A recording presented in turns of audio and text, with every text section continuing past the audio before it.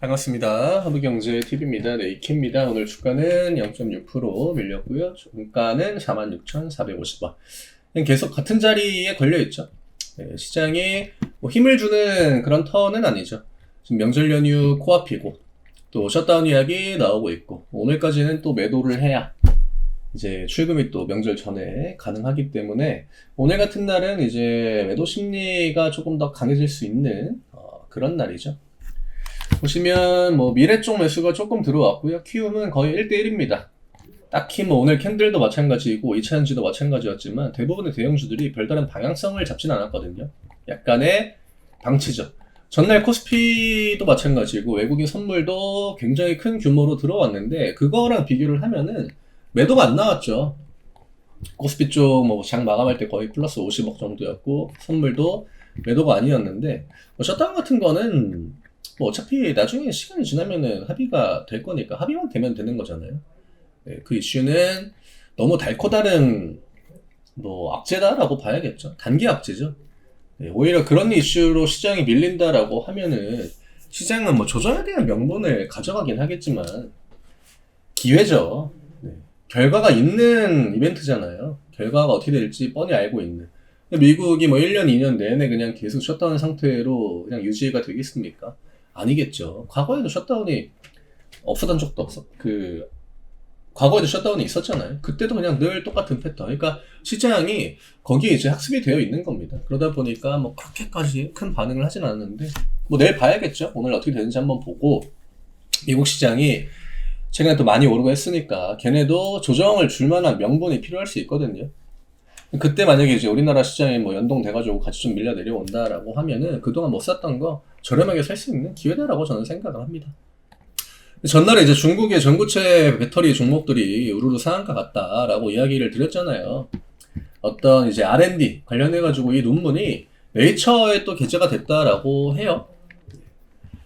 그래서 내용 자체는 뭐 좀 어렵죠. 한번 전문 용어 이런 거 막 들어가 있고 하는데 어쨌든 간에 이제 전고체 배터리를 본인들이 이제 개발해낸 그 기술을 통해서 좀 성공적으로 이제 효율을 높일 수 있는 뭐 그런 방법을 찾아냈다.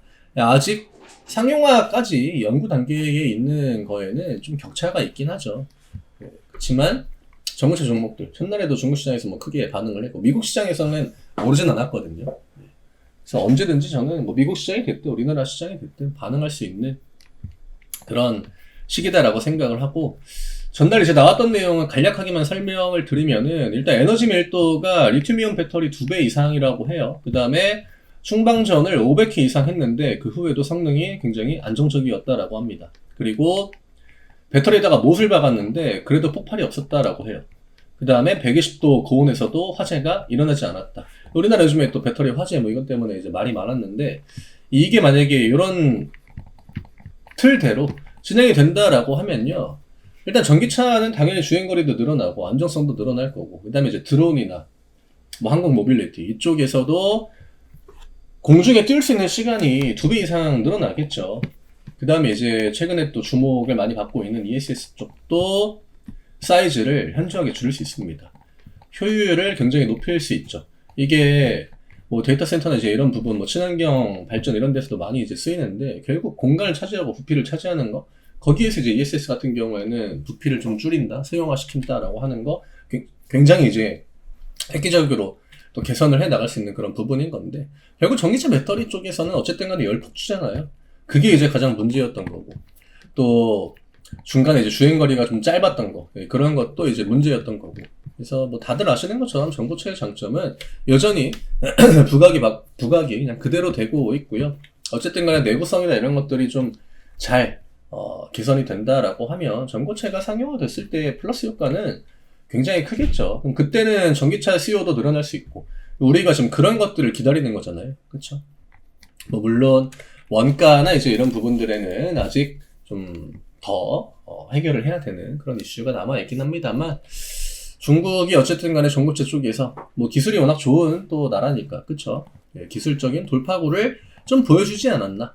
그리고 기존의 이제 배터리 업계들한테도 좋은 자극이 되었다라고 저는 생각을 합니다.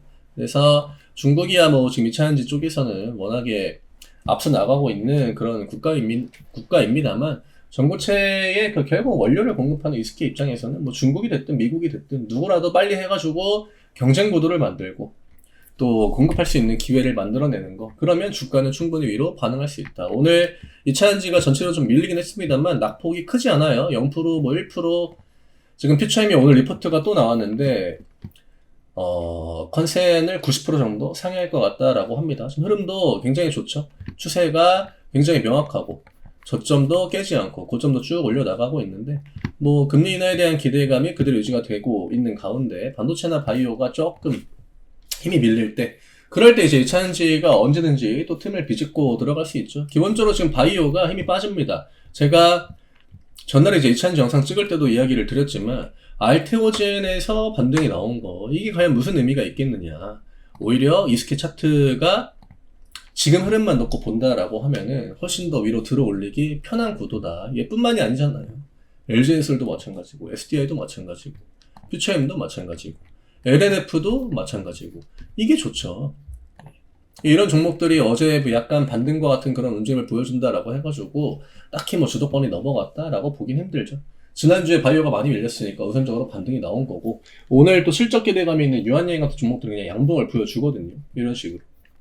그래서 이차전지가 저는 여전히 불리한 시기는 아니다라고 생각을 해요. 가격은 46,200원, 46,500원 똑같이 이제 걸려 있는데 뭐 내일이 됐든 아니면 음봉이 뭐 한 번 더 나와도 어차피 연휴 전이어가지고 지금은 크게 의미를 부여할 필요는 딱히 없는데 47,000원, 8,000원 요 공간만 채워나가면 됩니다. 지금 불리한 턴이 아니에요. 오히려 실적에 대한 기대감이 딱히 없는 바이오 종목들이 조금 더 불리한 구도라고 봐야겠죠. 오늘 이 정도로 좀 정리 드리면 될 것 같고요. 오늘 또 단기엠에 저희가 또 정리해가지고 수익낸 내용 올려드렸는데 시장 순환은 계속 돌아갑니다. 뭐 오늘은 신규 상장주가 좀 강했고 또 그에 맞춰가지고 개별적으로 움직임을 보여준 종목들도 있었고 이슈는 끊임없이 나오는 그런 시장이에요. 주도 섹터가 시장에 돈이 풍부하기 때문에 그날 계속 만들어집니다. 단기에는 그런 것들을 활용할 뿐이고요. 아래쪽에 있는 링크 누르시고 편하게 문의 주시면 됩니다. 저는 내일 다시 또 인사드리겠습니다. 감사합니다.